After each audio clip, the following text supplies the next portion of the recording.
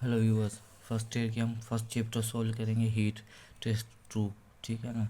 तो क्या first law of thermodynamic is in isobaric process is, कौन सा है इसमें आइसोबारिक प्रोसेस है? तो वो है ऑप्शन सी। ठीक है ना। Delta Q is equal to delta W. Delta Q क्या है हमारी हीट है। ठीक है। डेल्टा क्यू क्या है हमारी हीट है, और डेल्टा डब्ल्यू क्या है हमारी वर्क डन। ठीक है। डेल्टा डब्ल्यू हमारी वर्क डन है, डेल्टा क्यू हमारी हीट है। ठीक है।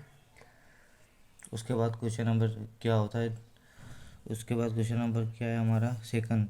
इन isochoric process the piston is, क्या है हमारी फिक्स्ड है या मूवेबल है, या some time movable some time fixed? तो ऑप्शन ए हमारी फिक्स होती है। ठीक है ना।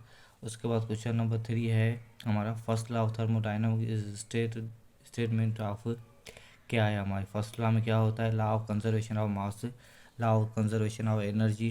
तो क्या होता है हमारा law of conservation of energy first law में। ठीक है।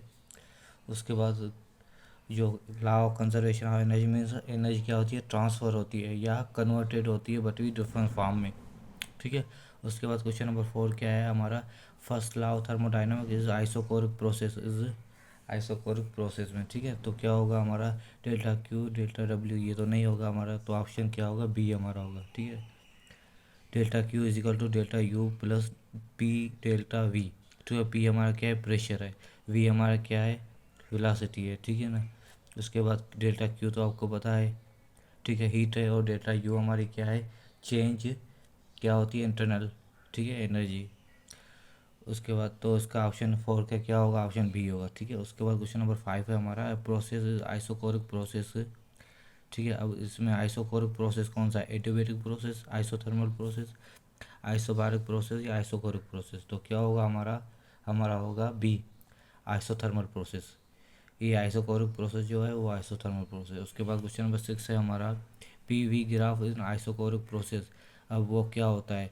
Straight line parallel to the pressure, straight line parallel to the temperature होगा, वो लेकिन इसका गलती हुई है। ठीक है। उसके बाद क्या होता है? Parabolic curve. उसके बाद स्टेप कर्व। तो क्या होता है हमारा? Straight line to the parallel to the pressure. अब parallel to the Y axis हो तो भी आप यही समझ ला। ठीक है ना। तो क्या होगा? Straight line to the parallel to the pressure. ठीक है। उसके बाद क्वेश्चन नंबर 7 है हमारा P V graph is an adiabatic process. अब एडियाबैटिक प्रोसेस में क्या होता है हमारा? पैराबोलिक कर्व होता है, स्टेप कर्व होता है, या स्ट्रेट लाइन कर्व होता है? तो क्या होता है हमारा? पैराबोलिक कर्व होता है। ठीक है। उसके बाद क्वेश्चन नंबर 8 में है हमारा relationship between molar specific heat at constant pressure. ठीक है। And molar specific heat at the constant volume. एक क्या कहता है? मोलर स्पेसिफिक कांस्टेंट प्रेशर है, दूसरा हीट कांस्टेंट वॉल्यूम है। तो इनका रिलेशनशिप क्या होगा? P V plus P C V equal to R. उसके बाद क्या होगा? C P upon C V equal to R. तो क्या होगा हमारा? ये होगा ऑप्शन डी। ठीक है। C P equal to C P minus C V equal to R. ठीक है। ऑप्शन डी होगा। क्वेश्चन नंबर 8 का क्या होगा? ऑप्शन डी होगा क्वेश्चन नंबर 8 का। तो क्वेश्चन नंबर 8 का ऑप्शन डी होगा। हम क्या कहते हैं? जो पी है ना हमारे सी पी क्या है? Constant pressure. और सी वी क्या है? Constant volume. आर क्या है हमारा? आर है गैस कांस्टेंट। ठीक है। आर क्या है? Gas constant. और ये कांस्टेंट वॉल्यूम कांस्टेंट प्रेशर। उसके बाद क्वेश्चन नंबर 9 है हमारा molar specific heat is constant pressure is, क्या होता है? Greater than molar specific heat volume या स्मॉलर? तो क्या होता है? ग्रेटर होता है। स्पेसिफिक हीट जो होता है ना मोलर की, वो प्रेशर की हाई होती है एज़ कम्पेयर टू वॉल्यूम की। ठीक है। उसके बाद क्वेश्चन नंबर 10 है during the adiabatic comparison of gas it is temperature is, क्या होगा? डिक्रीज होगा, इंक्रीज होगा टेम्परेचर, रिमेन सेम होगा? तो टेम्परेचर क्या होगा? इंक्रीज होगा। उसके बाद क्वेश्चन नंबर 11 है वो चाहो the following has more specific heat. More specific heat किस में होती है? आयरन में, वाटर में, नाइट्रिक एसिड में? तो क्या होगी? वाटर में। वाटर में स्पेसिफिक हीट ज़्यादा होगी। ठीक है। उसके बाद रेपिड स्पेक of air from the burst tyre is the example. ये एग्जाम्पल किसका है? ये एग्जाम्पल है एडियोबैटिक प्रोसेस का। ठीक है।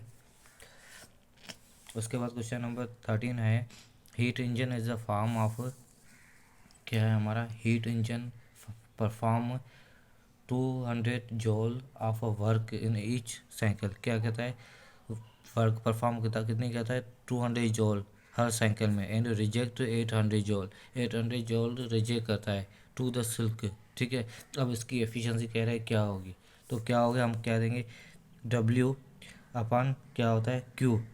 अब W हमारा क्या है, वर्क डन, वर्क डन हमारा कितना है 200 है। उसके बाद रिजेक्ट कितना हुआ है, हीट, Q को आपको पता है हीट है ना Q, तो क्या होगा रिजेक्ट हमारा 800 हुआ है। तो उसको हम डिवाइड करेंगे तो हमारे पास कितना 0.25 बचेगा। अब 0.25 को 100 से करेंगे हम, क्या उसके एफिशिएंसी निकालेंगे तो क्या होगा 2.25 होगा। ठीक है, तो 25 हमारा है। ठीक है, उसके बाद क्वेश्चन नंबर 14 है, it is the impossible to cause heat to flow from one cold body to hot body without expenditure of energy. क्या है, तो ये मुमकिन है अगर एनर्जी हीट जो फ्लो करे hot body to cold body without के एक्सपेंड नहीं होना, विदाउट के नुकसान के, विदाउट के खर्च के। ठीक है, तो उसकी स्टेटमेंट क्या होगी, फर्स्ट लॉ ऑफ थर्मोडायनामिक्स या Newton's law of cooling, second law of thermodynamics, तो क्या होगा हमारा, हमारा होगा C option, second law of thermodynamics. ठीक है, क्योंकि सेकंड लॉ ऑफ थर्मोडायनामिक्स में, उसके बाद क्वेश्चन नंबर 15 है हमारा, of the temperature of sink is decrease to the efficiency of Carnot engine will. क्या कह रहा है, टेम्परेचर ऑफ सिंक जो है